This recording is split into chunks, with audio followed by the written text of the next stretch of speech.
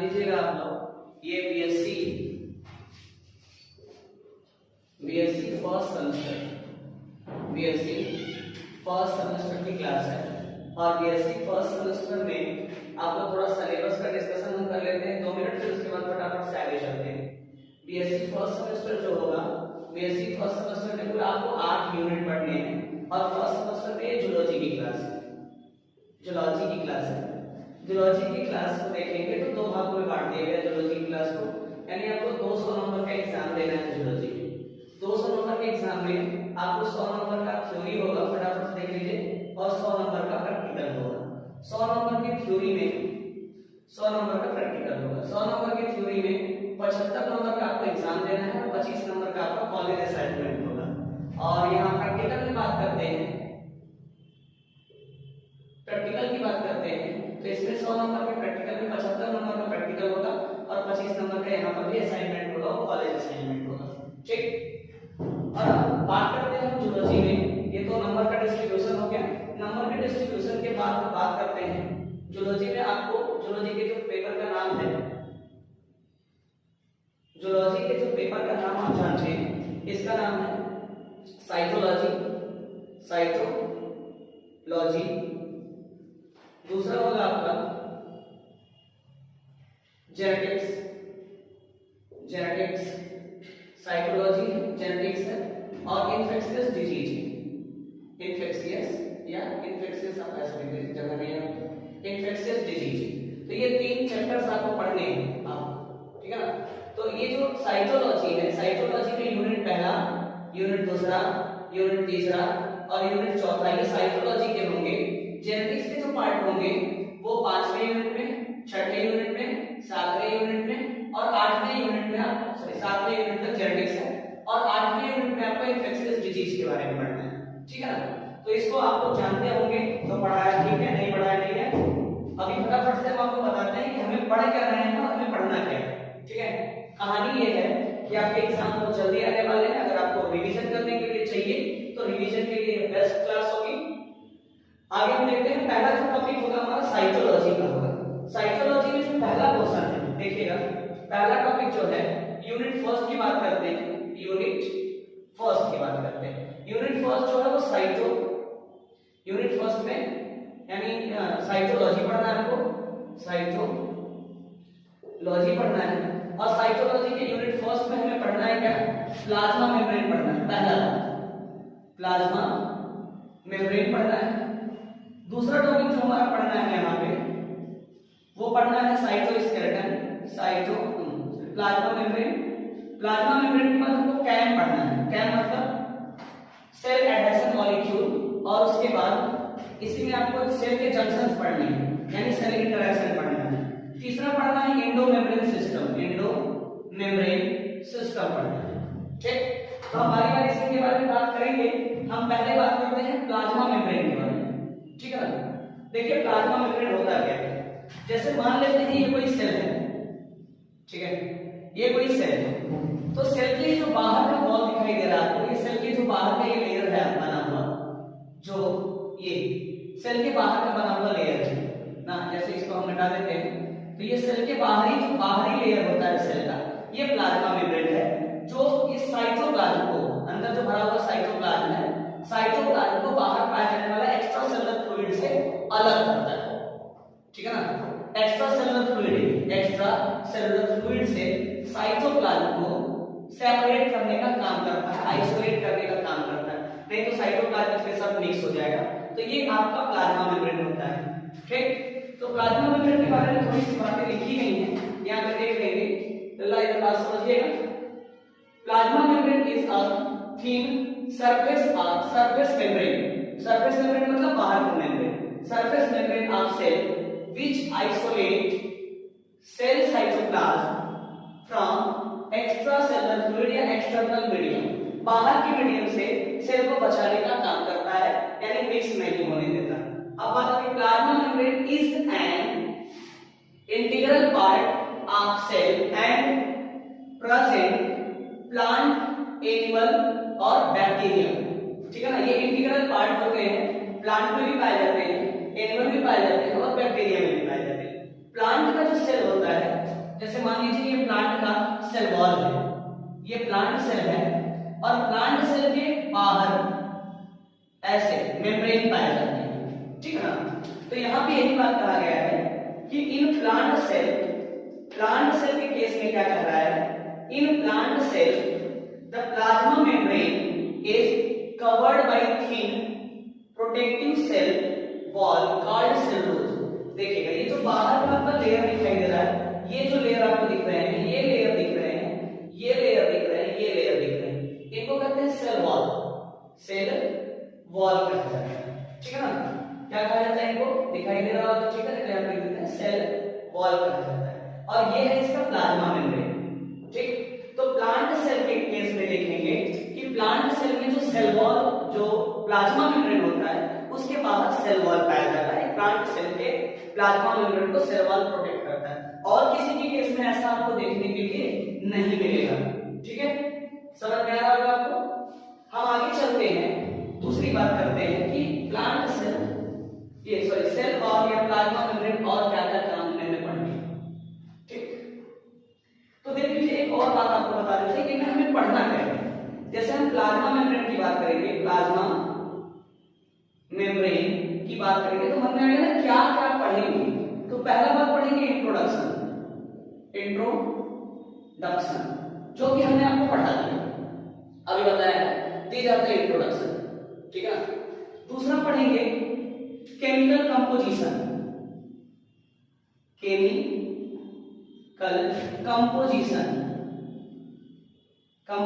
यानी plasma membrane किससे मिलकर बना होता है, ये दूसरा पार्ट पढ़ेंगे।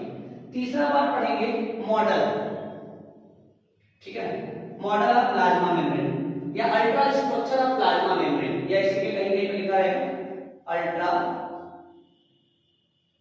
स्ट्रक्चर ऑफ प्लाज्मा मेम्ब्रेन, ठीक है ना। तीसरा बात पढ़ेंगे इसमें, नेक्स्ट बात जो भी चौथा है, फंक्शन ऑफ प्लाज्मा मेम्ब्रेन,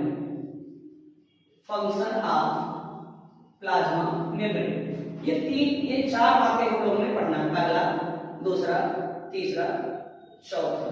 हाँ, हमने इंट्रोडक्शन के बारे में बता दिया था आपको कि प्लाज्मा मेम्ब्रेन क्या होता है, कहाँ पाया जाता है, सेल के बाहर का कवरिंग होता है प्लांट सेल में, उसके प्लांट सेल में सेल के बाहर जो कवरिंग पाई जाती है उसके भी बाहर सेल वॉल की कवरिंग पाई जाती है। जैसे प्लांट सेल को देखेंगे, एक बात किया था हमने कि ये सेल वॉल है, सॉरी सेल मेम्ब्रेन है, और इसके बाहर पाए जाते हैं क्या थे, like this type of cell wall. इस प्लाज्मा मेम्ब्रेन को भी कोई प्रोटेक्ट करता है, ठीक है। अब हम बात करते हैं एक और बात है कि प्लाज्मा मेम्ब्रेन की थिकनेस क्या होती है,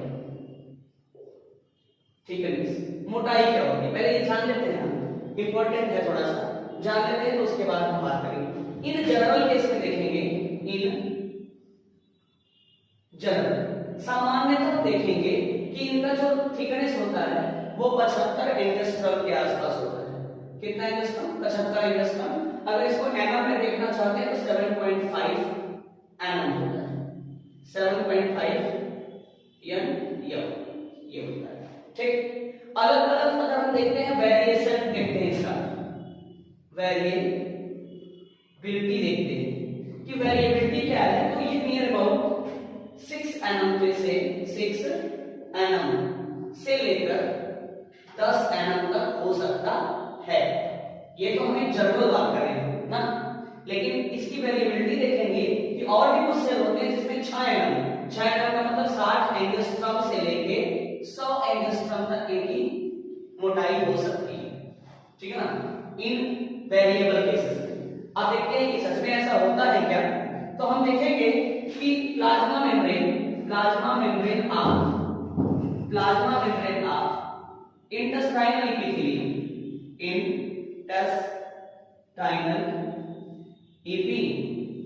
एपिथेलियम, इंटेस्टाइनल एपिथेलियम का प्लाज्मा मेम्ब्रेन जो होता है वो 8.5 एनएम का होता है।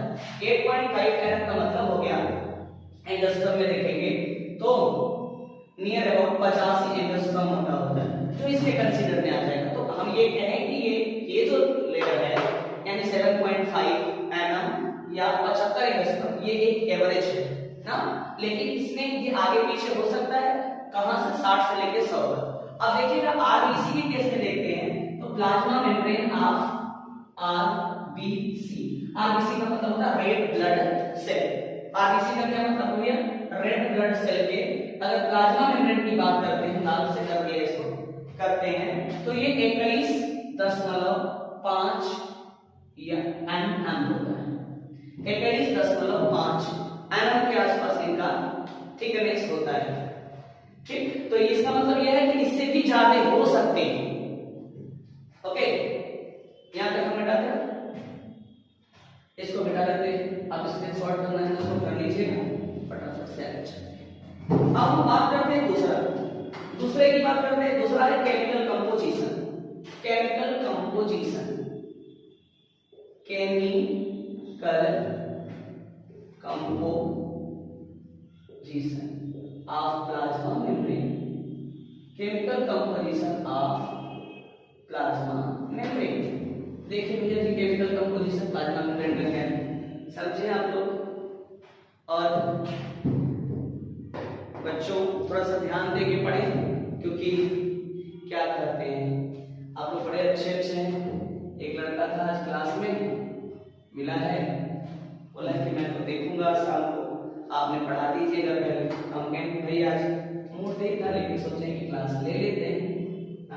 मैंने जो वादा किया है आप लोगों से, तो ध्यान दीजिएगा। क्या है, लिपिड की बात करते हैं। इसमें क्या क्या चीजें होती हैं? प्लाज्मा मेम्ब्रेन किन किन चीजों से मिलकर बना होता है? पहला जो मेजर कंपोनेंट इसका है ना, वो लिपिड है। क्या भैया? लिपिड है। दूसरा जो कंपोनेंट होता है ये प्रोटीन है। कहां कहां है ना, ये सारा चीज आपको दिखाएंगे, इनकी सारी मात्राओं को दिखाएंगे, कंसंट्रेशन कितना होता है, अरेंजमेंट कैसे होता है, बड़ा मजा आएगा। ठीक, और तीसरा चीज होता है कार्बोहाइड्रेट। तीसरा कंपोनेंट क्या होता है? कार्बोहाइड्रेट। ठीक, पहला जो होता है वो लिपिड होता है, दूसरा होता है प्रोटीन और तीसरा होता है कार्बोहाइड्रेट। ठीक, अगर हम लिपिड की बात करते हैं, पहले हम लिपिड की बात करते हैं कि लिपिड जो होता है प्लाज्मा मेम्ब्रेन में वो कैसे होता है और वो किस तरीके से पाया जाता है, कितना पाया जाता है। ठीक, लिपिड की मात्रा प्लाज्मा मेम्ब्रेन में 20 से लेके 40% तक होती है। प्लाज्मा मेम्ब्रेन में जो लिपिड होते हैं वो 20 से लेके 40% तक हो सकते हैं। पहली बात हो गई। दूसरी बात होती है कि लिपिड के टाइप कौन कौन से होते हैं। तो ये जो लिपिड होता है प्लाज्मा मेम्ब्रेन में भैया, लिपिड जो होते हैं वो आपके 3 प्रकार के लिपिड प्लाज्मा मेम्ब्रेन में इस्तेमाल होते हैं। कितने प्रकार के देख लीजिए, यहाँ पे इसको बनाना है। प्लाज्मा मेम्ब्रेन में बेसिकली देखा जाता है कि 3 तरह के लिपिड इस्तेमाल किए जाते हैं। पहला जो मेजर कंपोनेंट होगा वो फॉस्फोलिपिड होगा। दूसरा जो इसका कंपोनेंट होगा वो होगा ग्लाइकोलिपिड, ग्लाइकोलिपिड होगा। और तीसरा जो होगा वो इसका मेजर कंपोनेंट कोलेस्ट्रॉल होगा। These are also very important, cholesterol होगा। ठीक है ना, कोलेस्ट्रॉल होगा। तो अब हम देखते हैं,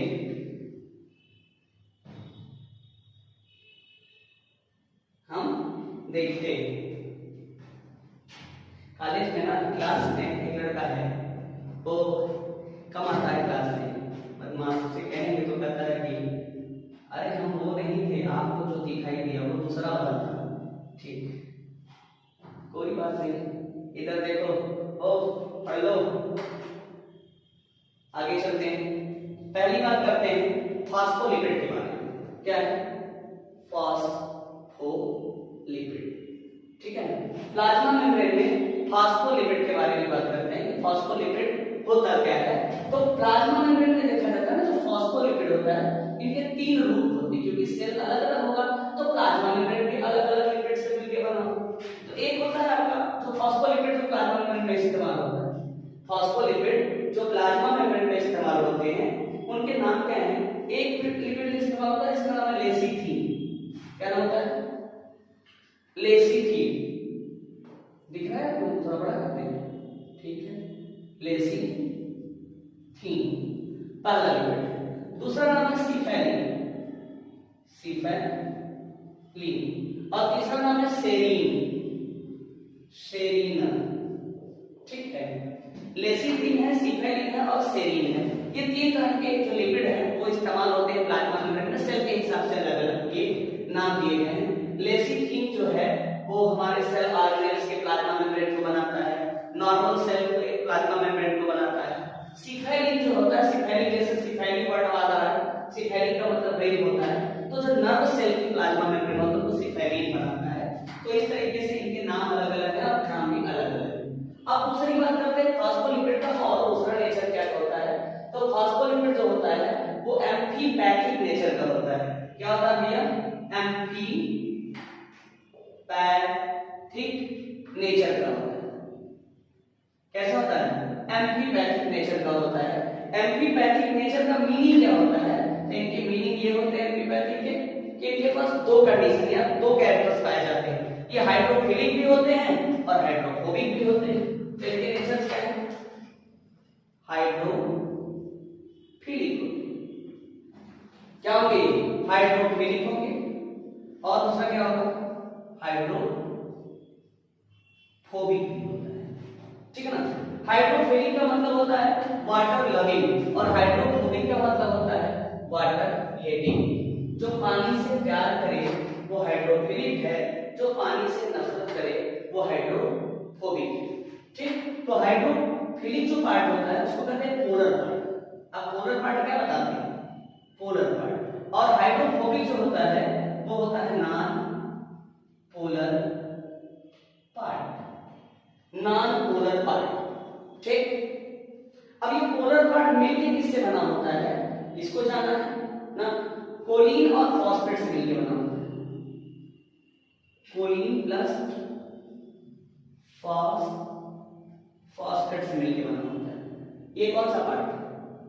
पोलर पार्ट। और नॉन पोलर पार्ट जो होता है वो किससे मिलके बना होता है? फैटी एसिड से मिलके बने होते हैं। किससे बने होते हैं ये? फैटी एसिड से मिलके। नॉन पोलर पार्ट जो होते हैं वो फैटी एसिड से मिलके बने होते हैं। तो दीज आर फॉस्फोलिपिड। फॉस्फोलिपिड क्या होता है? Phospholipid, there are three type of phospholipid found in plasma membrane ना, according to nature of the cell, cell के नेचर के हिसाब से। लेसिथिन, सिफेलिन और सेरिन। लेसिथिन जो पाए जाते हैं वो जनरल प्लाज्मा मेम्ब्रेन्स होते हैं, जो सामान्यतः जो सेल पाए जाते हैं उनमें पाए जाते हैं और सेल ऑर्गेनेल में भी पाए जाते हैं। सिफेलिन जो होते हैं वो नर्व सेल में पाए जाते हैं और सेरिन भी हमारे सामान्यतः सेलों में पाए जाते हैं। ठीक? जो फॉस्फोलिपिड होता है उसका नेचर क्या होता है? एम्फीपैथिक नेचर का मतलब दोहरा नेचर होता है इसके पास। पहला नेचर क्या होता है इसका? पहला नेचर होता है ये हाइड्रोफिलिक होता है, वाटर लविंग कहते हैं इसको, वाटर लविंग कहते हैं। हाइड्रोफोबिक वाटर हेटिंग होता है। पोलर पार्ट होते हैं, नॉन पोलर पार्ट होते हैं। पोलर पार्ट बना होता है कोलिन से और फॉस्फेट से मिलके और नॉन पोलर बना होता है फैटी एसिड से। इसके स्ट्रक्चर को देख लेते हैं फॉस्फोलिपिड के, ये ज्यादा बेहतर आपको समझाएगा। स्ट्रक्चर देखिएगा फॉस्फोलिपिड का स्ट्रक्चर कैसा होता है। तो फॉस्फोलिपिड का स्ट्रक्चर देखेंगे तो आपको ऐसे गोल सा स्ट्रक्चर दिखाई देगा। दी जाता है पोलर पार्ट और ये इसमें दी जाता है नॉन पोलर पार्ट। समझे? बोलते नहीं है सर? बोलो।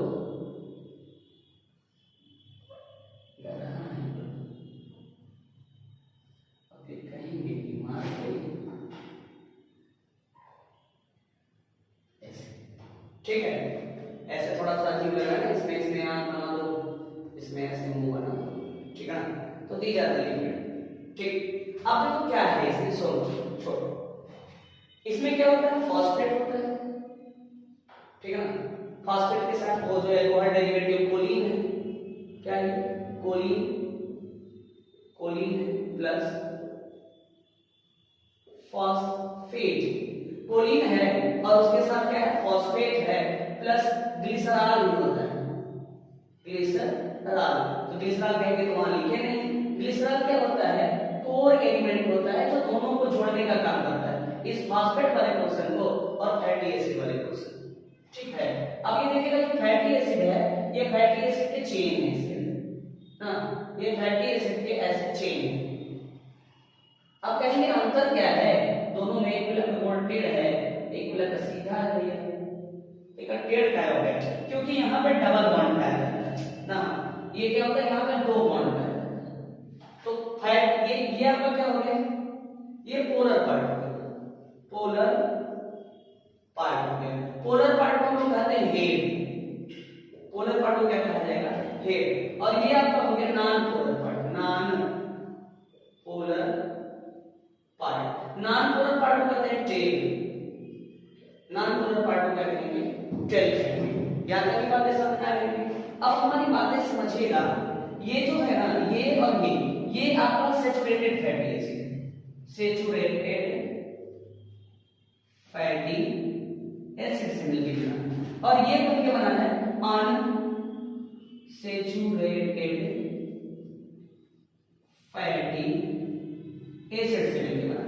अनसैचुरेटेड, क्यों अनसैचुरेटेड कर रहे हैं, because in here double bond take place in fatty acid. Fatty acid में डबल बॉन्ड पाए जाते हैं।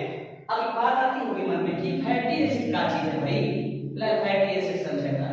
Fatty acid long chain of hydrocarbon मतलब एल्किल ग्रुप के साथ कार्बोक्सिलिक ग्रुप जुड़ा होता है, इसको हम लोग फैटी एसिड कहते हैं, ठीक है ना। तो अब इसमें क्या है, लॉन्ग चेन ऑफ हाइड्रोकार्बन जो रहेगा उसमें अगर सिंगल बॉन्ड है तो वो सैचुरेटेड फैटी एसिड, और अगर इसमें डबल बॉन्ड है तो ये क्या हो जाएगा, अनसैचुरेटेड फैटी एसिड हो जाएगा। समझ में आया? अगर समझ में आया तो ठीक है, नहीं समझ में आ रहा तो कमेंट में लिख दीजिएगा, ठीक है ना, कि समझ में नहीं आ रहा है, इसको थोड़ा और तरीके से समझें, उसके बाद देखते हैं। अगर समझ में आ रहा है मजा लीजिए, ठीक है। तो ये चीजें हैं, आपको इसकी बात बता रहे हैं, फास्फोलिपिड, ठीक। अब हम आगे बात करते हैं, फटाफट से देख लीजिएगा कि इसमें अगला पोर्शन जो हमारा है वो ग्लाइकोलिपिड। तो फास्फोलिपिड कैसे एक्सप्लेन करेंगे, तो फास्फोलिपिड एक्सप्लेन कैसे करेंगे, phospholipid is the most abundant part of plasma membrane, okay, most abundant part of plasma membrane. It is amphipathic in nature, it means the phospholipid has two portions, two nature, that is hydrophilic nature and hydrophobic nature. Hydrophilic nature are those, hydrophilic की बात करेंगे तो क्या, hydrophilic nature are those which are water loving and water loving. It is also known as polar part, which are formed by choline and phosphate. दूसरी बात करें कि hydrophobic portion are the water hating portion, these are the non polar part and formed by fatty acid, okay, formed by fatty acid. In this यानी non polar part two type of fatty acid found, that is first को बात करेंगे, पहले की बात करेंगे तो saturated fatty acid in which double bond are absent and unsaturated fatty acid in which double bond are present. Fatty acid की बात अगर कोई पूछ देगा तो fatty acid are those chemical compound या organic compound in which alkyl group के साथ कार्बोक्सिलिक ग्रुप जुड़ा होगा, क्या ये स्ट्रक्चर बना देंगे, ये हो जाएगा आपका फास्फोलिपिड का कहानी कंप्लीट। अब देखते हैं दूसरी बात, मिटा देते हैं, हम फास्फोलिपिड और ये चीजें हम लोगों को मिल जाएंगी, नोट कर लें, नोट्स आप लोगों को हमारे Telegram channel BSc semester system Telegram channel पे आपको एक चैनल मिलेगा मेरा, इसको मैं ही गवर्न कर रहा हूँ, विद्यापीठ रिलेटेड है। तो बीएससी सेमेस्टर सिस्टम का एक चैनल है, उस पे विद्यापीठ के सारे इंफॉर्मेशन, चाहे किसी भी कॉलेज का हो, घनश्याम हो, सुधाकर हो, इधर महादेव पीजी कॉलेज हो, जैनम पीजी कॉलेज हो, सुभाष चंद्र पीजी कॉलेज हो, इधर क्या नाम बोलते हैं इनका, जीवनदीप हो, अतुलानंद हो, कोई भी कॉलेज हो, इसके बाहर का भी अलग हरिश्चंद्रा पीजी कॉलेज हो गया, ठीक, उधर चंदौली के कॉलेज हो गए, खंडवारी पीजी कॉलेज, कोई भी कॉलेज हो, मार्कंडे महादेव, वो जो चाहिए इससे वहां से नोट्स ले सकते हैं, सबके बच्चों के लिए वहां पे एकदम सब कुछ इजीली अवेलेबल है, ठीक है। आप थोड़ा सा इसको ध्यान दें और मैं एकदम 100% बातें खोपड़ी में डाल दूंगा। अगली बात करते हैं स्ट्रक्चर कंप्लीट हुआ, दूसरा बात करते हैं हम फास्फोलिपिड और ग्लाइकोलिपिड की बात करते हैं। किसके बारे में बात करते हैं, ग्लाइकोलिपिड।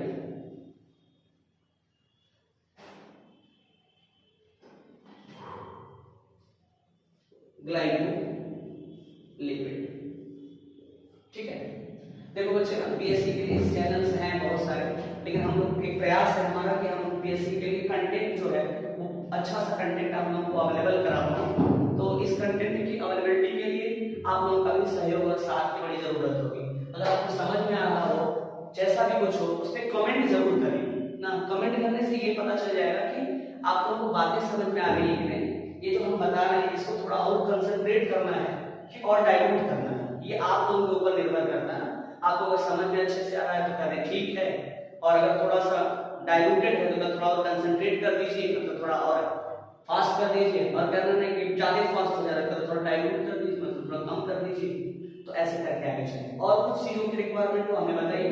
हम कोशिश है यही कि आपके एग्जाम से पहले आपके लिए सारा वीडियो अवेलेबल करा दें, ठीक, A to Z top to bottom, जब मन करे तब आप जब मन करे उसको रिवीजन कर लें। आगे चलते हैं और बातें करते हैं, ग्लाइकोलिपिड की बात करते हैं। ग्लाइकोलिपिड में, ग्लाइकोलिपिड वह लिपिड है जिसमें लिपिड के साथ कार्बोहाइड्रेट भी पाया जाता है। लिपिड के साथ कार्बोहाइड्रेट भी पाए जाते हैं। और जो प्लाज्मा मेम्ब्रेन है भैया, देखो ये प्लाज्मा मेम्ब्रेन अगर आप देखेंगे, थोड़ा सा ऐसे व्यूज दे रहे हैं, फिर हम मॉडल को आपको बनाएंगे। ये प्लाज्मा मेम्ब्रेन अगर आप देखेंगे तो ये प्लाज्मा मेम्ब्रेन में ये है लिपिड, क्या है ये? लिपिड ना, लिपिड। तो लिपिड में जो लिपिड दो लेयर होते हैं प्लाज्मा में, लिपिड कहते हैं ना बाई लेयर होते हैं। ये आउटर लिपिड है, आउटर है, और ये है इनर, ठीक है। तो जो फास्ट ग्लाइकोलिपिड होते हैं, यानी ये लिपिड के ऊपर ये इस तरह ये कार्बोहाइड्रेट, लिपिड के ऊपर ऐसे लगा देते हैं समझने के लिए, रेड कलर कर, ये है कार्बोहाइड्रेट, ये है कार्बोहाइड्रेट, ये है कार्बोहाइड्रेट। तो ये हो गया कार्बोहाइड्रेट और ये हो गया लिपिड। तो दोनों को मिला के कर दीजिए कि ग्लाइकोलिपिड। ग्लाइको का मतलब इस्तेमाल हो जाता है, ग्लाइको का मतलब ग्लूकोज या कार्बोहाइड्रेट, और लिपिड का मतलब हो गया लिपिड। तो केवल ये आउटर सरफेस पे आया था, इनर सरफेस पे नहीं देखने के लिए मिला है, ठीक है। तो बस इतना ही इसके बारे में। दूसरा बात आता है कोलेस्ट्रॉल। अगला जो इसमें आपको कंपोनेंट दिखाई देता है वो क्या है? कोलेस्ट्रॉल। कोलेस्ट्रॉल। तो ग्लाइकोलिपिड के बारे में हम लिखेंगे क्या? अगर आएगा ना स्टेटमेंट क्या देंगे तो कहेंगे glycolipid are the organic compound which are formed by lipid and carbohydrate. Okay, lipid and carbohydrate which found on the outer surface of plasma membrane. Outer surface of plasma membrane. Plasma membrane के outer surface पे पाया जाता है। And which act as, जो act करता है, कैसा काम करता है? Which act as a receptor, बाहर से आने वाले मॉलिक्यूलों को या रिसीव करने का काम करता है और सेल के अंदर भेजने का काम। जैसे मान लो ना, देखा भैया, मान लो ये क्या है आपका सेल, तो सेल के अंदर यहाँ कोई मैसेज आ रहा है, तो मैसेज यहाँ से ये लेके सेल के अंदर मैसेज को भेजने का काम करता है, इसका नाम है ग्लाइकोलिपिड। अगला जो दोस्त है उसका नाम है कोलेस्ट्रॉल। कोलेस्ट्रॉल का बड़ा बढ़िया काम है, कोलेस्ट्रॉल का बड़ा बढ़िया काम क्या है समझिए। जैसे कि प्लाज्मा मेम्ब्रेन है, तो प्लाज्मा मेम्ब्रेन में लिपिड दोनों ऐसे लगे हुए हैं, ठीक है। तो लिपिड मान लो ऐसे मुड़ जाएगा, ये ऐसे मुड़ेगा नहीं, बता रहे हैं मुड़ जाए तो इसमें क्या करते हैं, जैसे आपने मोम देखा, मोम देखा है, धागा ले लीजिए, धागा पे से मोम लगा के उसको रगड़ दीजिए तो धागा ऐसे खड़ा हो जाएगा ना। धागा पे से मोम लगा के रगड़ दीजिए तो धागा क्या हो जाएगा? ऐसे खड़ा हो जाएगा। तो यही काम किसका? इस कोलेस्ट्रॉल का यही काम होता है प्लाज्मा मेम्ब्रेन के साथ। ये प्लाज्मा मेम्ब्रेन के टेल में ऐसे आके ना ऐसे बटखरा की तरह लगा जाता है। कैसे? ऐसे जो बटखरा नहीं लटकाते, एक धागा में ऐसे छोटा-छोटा ऐसे लटका लगा दो, और लग जाने के बाद ये क्या करता है, इसके टेल में रिजिडनेस ला देता है ना। क्या करता है? टेल के अंदर रिजिडनेस ला देता है। तो ये क्या होता है? Cholesterol attached to the cholesterol attached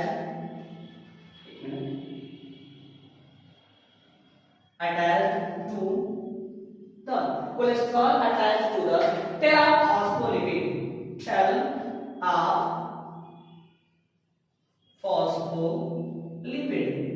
tail of phospholipid, phospholipid के टेल से अटैच हो जाता है and provide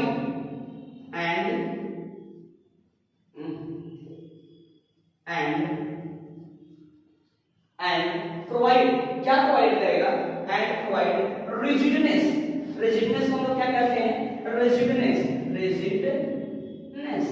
रिजिडनेस को कहते हैं कड़ेपन, कड़ापन। इसको कड़ेपन कहा है हिंदी गांव में भाषा में कहते हैं ना कि बहुत कड़ेपन है, इनका व्यवहार भी बड़ा कड़े है, ठीक है ना। तो ये कड़ेपन यानी रिजिडनेस क्रिएट करता है, इसको कड़ा कर देता है। इसके बाद मतलब यही है, ये ऐसे लगा रहता है इसका। तो ये कहानी हो गई आपकी किसकी? लिपिड के बारे में बात हो गई। और दूसरा कंपोनेंट हमने इसमें देखा था, इसमें प्लाज्मा मेम्ब्रेन में, वो होता है प्रोटीन। फटाफट से उसको भी देख लेते हैं 5 मिनट में। वो होता है क्या?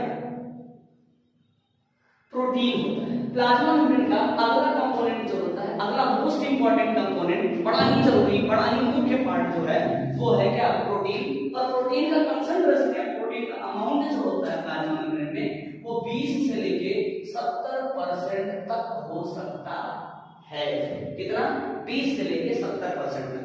ये प्रोटीन जो है ना वो दो तरीके के इसमें पाए जाते हैं। प्लाज्मा मेम्ब्रेन में दो तरह के प्रोटीन पाए जाते हैं। एक का नाम होता है इंट्रिंसिक प्रोटीन, इंट्रिंसिक प्रोटीन,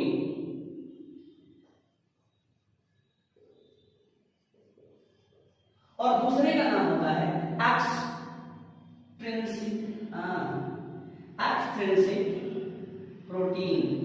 ठीक है, अब हम कुछ क्लासेस कर रहे हैं, बैठे हैं, इस समय ना पति नहीं मानते हैं, ठीक, कितना भी कर लीजिए, ठीक।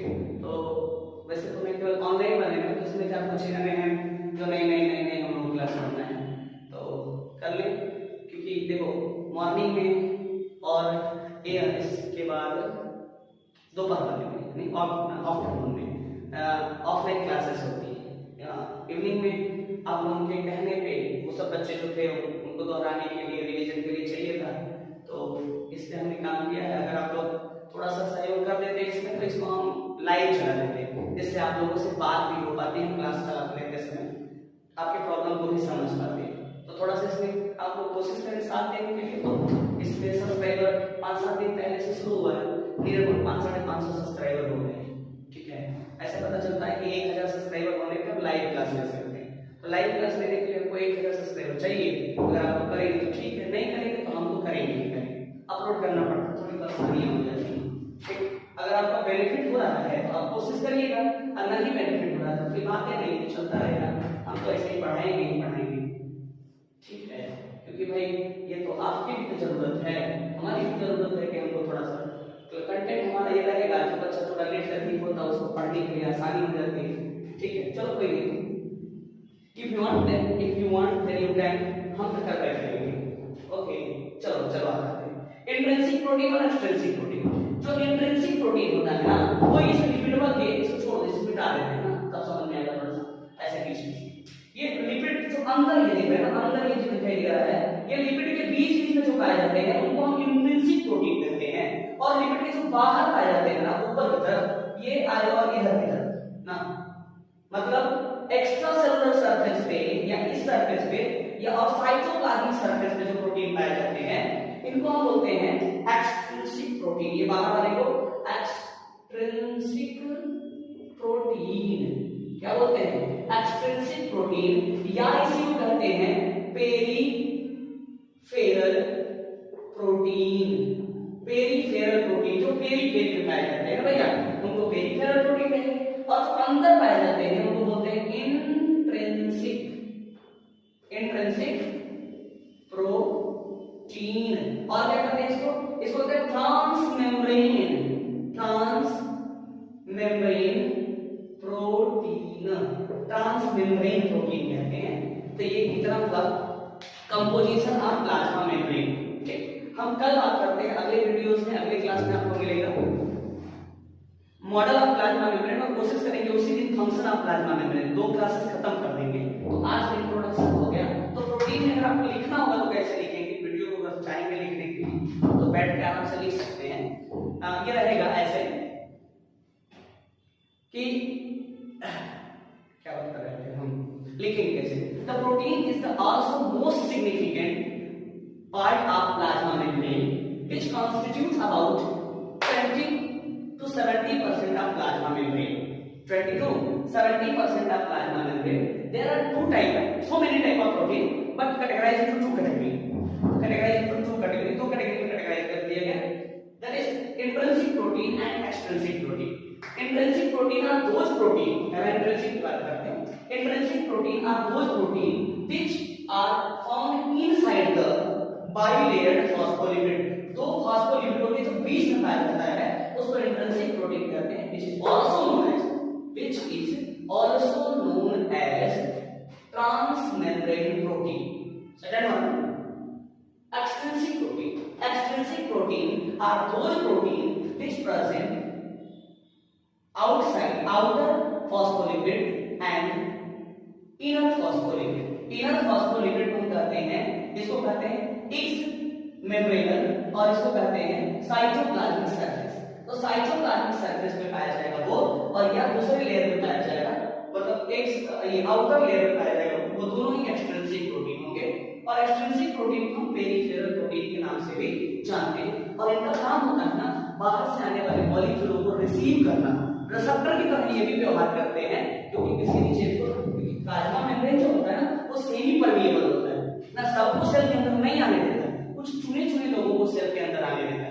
सबको आने देगा तो सेल के अंदर बवाल हो जाएगा ना, क्योंकि सबको आना चाहता है, सब आना चाहेगा, तो ये ना हो पाए इसके लिए प्लाज्मा मेम्ब्रेन को भगवान जी ने क्या बनाया, सेमी परमिएबल बनाया, कि कुछ कुछ लोग जो आने लायक है उनको आने दिया जाए, और आने के लिए उनके ऊपर क्या कर दिया, बढ़िया बढ़िया रिसेप्टर्स दे दिए गए। जैसे आपके आंखों में दिया गया है ना, आपके मुंह पे दिया गया है आंख, और आंख से हम लोग लाइट को रिसीव करते हैं। कोई आंख से सुनता भी है क्या, नहीं ना, तो आंख से हम लोग लाइट को रिसीव करते हैं, नाक से हम लोग स्मेल को रिसीव करते हैं, कान से हम लोग साउंड को रिसीव करते हैं, स्किन से हम लोग टच को रिसीव करते हैं। तो भगवान ने हर रिसेप्टर के लिए, अब ये नहीं कि आंख बंद कर लिए तो नाकों से देख लिए, कान बंद कर लिए तो आंखों से कानों से सुन लिए, ठीक है ना, ऐसा नहीं कर सकते हैं। तो भगवान ने हम लोगों को अलग अलग रिसेप्टर्स दिए हैं, उसी तरीके से सेल को भी अलग अलग रिसेप्टर्स दिए हैं कि ये क्या कर सके, अपना काम कर सके। तो ये हो गया कंपोजिशन ऑफ प्लाज्मा मेम्ब्रेन, आज कंप्लीट हुआ, introduction of plasma membrane complete हुआ। मॉडल और फंक्शन दो चीज बचा है, कोशिश करेंगे कि एक वीडियो में वो भी कंप्लीट हो जाए, ठीक है। तो आप कोशिश करिएगा कि अगर आपको समझ में आएगा तो इस चैनल को सब्सक्राइब कर दीजिएगा अगर मन करेगा तो, और लाइक भी कर दीजिएगा, अगर समझ में आएगा तो कमेंट भी कर दीजिएगा, नहीं करना होगा तो मत भी करिएगा, जो मन करेगा वो सब कुछ करिएगा, क्योंकि आप स्वतंत्र हैं और स्वतंत्र देश के नागरिक भी, ठीक है।